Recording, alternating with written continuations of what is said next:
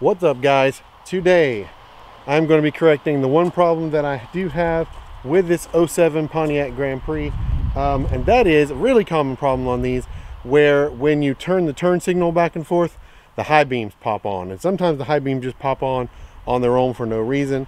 Anyone who's familiar with these cars probably already knows what this is, but that is a multifunction switch problem. So I've got a brand new one I just picked up from General Motors, the actual factory part.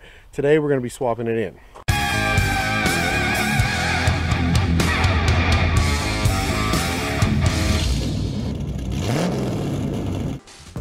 Okay, so the first thing you're going to do here is remove this side panel, and you need to do that to access this Phillips head bolt right here, which holds this lower panel on. It's one of three, so you're going to need to remove that one first. Then you need to get the little under tray under the dash loose from that same panel. That's just held on with these two little black plastic clips. You just pull the center out, or in my case I had to use some pliers, and then those will come free and it'll drop down. Then you remove the other two Phillips head bolts that are down here on the bottom, one right here and one over here on the other side.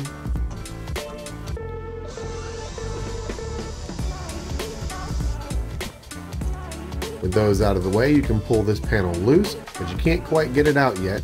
To do that, you'll need to remove this stereo surround, and this just pops straight off. Just be very careful not to crack it. Pop the bottom loose first and work your way around, and don't forget to catch your key surround when it pops off. Then you can just sit it on top of the dash here out of your way, and that opens you up to where you can get this panel the rest of the way out, and then just sit it out of your way.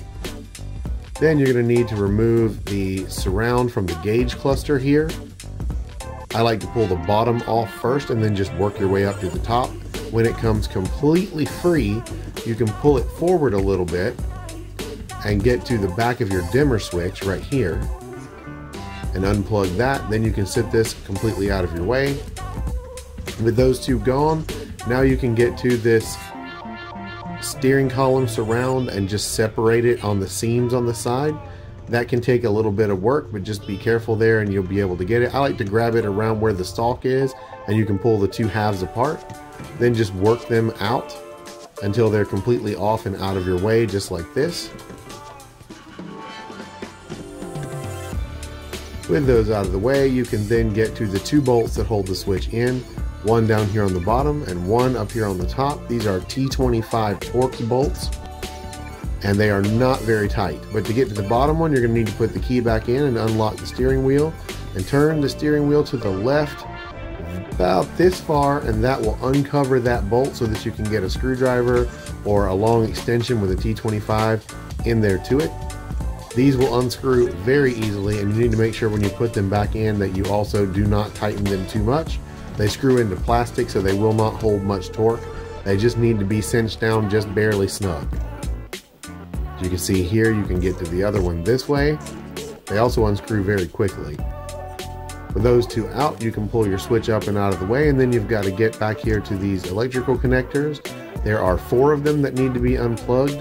The 3 that go right into the switch, you can just take a small flathead screwdriver or a pick like this and pull up the little retaining tabs and then pull them out. And all of those are the same. They all have the same retaining tab.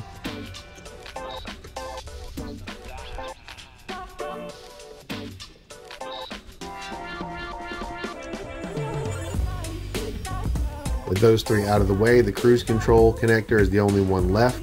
With it, you'll need to squeeze the bottom to get it to release, so it does release differently than the other 3 do. But once you've done that, this switch is out and you can throw it away.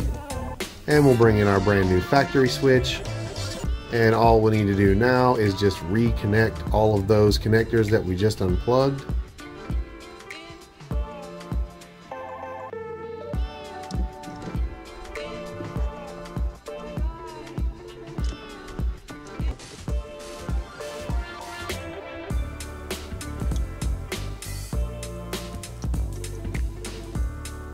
These plugs will only go into the slot that they are designed to go into, so you don't have to worry about mixing them up. If you try to plug the wrong connector into the wrong slot, it will not fit. With those back in, you can then sit it back in place and start the upper bolt to hold it in place while you start the lower bolt. And these can be just hand threaded in for right now.